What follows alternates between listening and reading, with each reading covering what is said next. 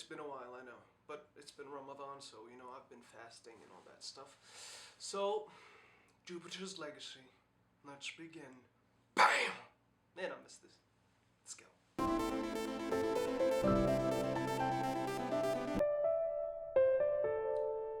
Before I start, this is not gonna be a spoiler, okay? So this is spoiler free. It's just gonna be a talk. I'm gonna maybe speak on a spoiler in a separate video, but for now, enjoy. So, Jupiter's Legacy. Before I start, I want to say this. As a critic, it's difficult because you want to give your opinion without swaying others into thinking the way you think. You want them to form their own opinion on the show, on the movie, the book, the song, whatever. You want to be objective. And I'm gonna say this about this show. It's gonna be hard for me because I absolutely love it. I absolutely love it! Oh my god, it is fantastic. It came out of nowhere, okay? I didn't look for it. I never heard anybody speak about it. It's not a DC or Marvel. It came out of nowhere.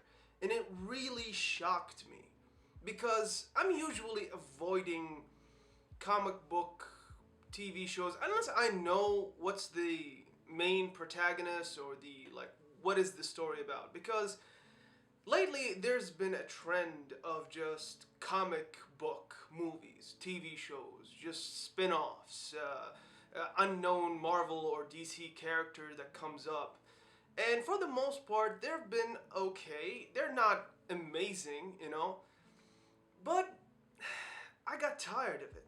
Then I see this show, and I gotta say the poster did not help them because I saw it in Netflix. I saw the poster of him just wearing the white thing, the beard, the whole hair and everything, and I thought, this is gonna be something cheesy. This is gonna be CW-esque type vibe to it. I didn't think this is gonna be something that I'm gonna enjoy. I thought it's gonna pass the time, and that's it.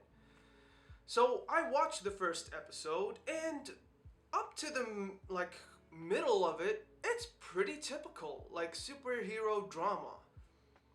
But then I get to the middle of the episode, and things start to take a serious tone in a very interesting way. There's a conversation between the main guy and his brother, and they're talking about the code. The code Batman, Superman, every superhero basically uses. But this feels like a reflection on Superman and Batman. And it really intrigued me. It really caught me off guard because this conversation has been told countless of times in Superman movies and Batman movies. The code: do not kill, do not lead, inspire. That is the code. We do not intervene, we only help, and we inspire those to do better. And there's this deep conversation that I felt like Superman and Batman combined into one character, which is the Olympian, his name. And the Olympian kind of speaks about it. It's like, we cannot lead. The world is shit, but we cannot do this. And his brother is like, look at this world. The code is broken. And there's this theme going out throughout the whole show. It is a contemplation on the code of the superheroes, When is it okay? Because I don't want to ruin too much of the conversation, because I'm one of those people that loves the conversation, the deep, meaningful conversation, the things that you really think about for days on end. Because it's not black and white. Life is not black and white, but superhero movies have turned it black and white. There's a bad guy, hero sweeps in, takes him out, and that's it. That's the end of the story. But this one really thinks about it and grounds it into reality. Although it is the most bizarre superhero show that I've seen in a while, because it has a lot of things. The world is not new. It's not like an introduction to superheroes. It's not an origin story. No. It is the world. This is what it is. It's kind of like the Justice League have been around for years, decades even. And the world has gotten used to it. And the way they discuss this, it's just fantastic. So again, it really caught me off guard. The whole thing. There was a nod to H.P. Lovecraft, which gave me like, I was already down, you know? But when they said H.P. Lovecraft, even for like a split second, I was like, yeah, this is my favorite show ever, you know? Sue me. I like H.P. Lovecraft, you know? I like horror movies. But it really gave me that vibe, you know? Out of world. It's not typical superhero. It's really wonderful. It came out of nowhere and I really, really loved it. And I think this could be one of my favorite shows so far in 2021. And I gotta say this, okay? DC, this is how you should have written Superman. Now, Superman is not my favorite superhero because he's just cheese, you know? He's typical. The truth, justice, the American way. And there's no depth in his character. Please, if you know more stories that shows Superman in like really contemplated deep thought, you know, please give me suggestions, because I've read Injustice and his reaction was out of vengeance. You know, some guy recommended Injustice to me and he was like, no, you'll see more depth in his character, but it was just reaction to losing Lois. So I want to see more of his character. And this show really did give me that. It's not just superheroes. It's not just idols. They're flawed. It's kind of like The Boys, you know? It's a gritty, but not too much that it becomes like scary. And because The Boys, you have this unstoppable thing and you don't know how to do with it. You don't know who's the good guys or the bad guys. But this one, it is clear who are the good guys.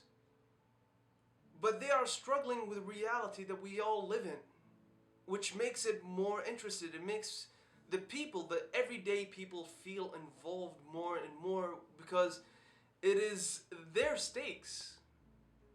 You know, it's not just, oh, the hero, can you do it? Of course you can do it, but should he do it? And when you say should he, it involves the people. It involves the character, the viewer. It involves you and me. And that's what I loved about this show. I give it an absolute 9 out of 10. It's fantastic. The only reason it's not a 10 is because there's no more episodes for a while. But the twist, the turn, and this is just me not spoiling anything. So yeah, this really, really caught me off guard because I did not expect anything. And it's really one of those shows that you can expect a lot.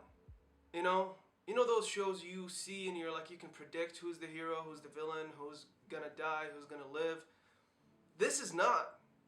I was always in the blind, and that's what I liked. It kept it interesting in a very clever way. It didn't really do too much that it really diluted the show. It didn't do too much extra stuff. Every actor did an amazing, amazing job. This is what happens when you combine great acting, great storytelling, and great pacing. Because the pace was perfect. It wasn't too fast, it wasn't too slow, it was perfect. And the acting really carried the serious moments because some characters can be cheesy, but with a great actor can make that cheese into Parmesan, into something beautiful, into something really tasty. I don't know a lot about cheese, so I couldn't come up with anything at the top of my head. So, they turned that into something beautiful. And fantastic. So thanks for watching. I hope you enjoyed. Exit that way.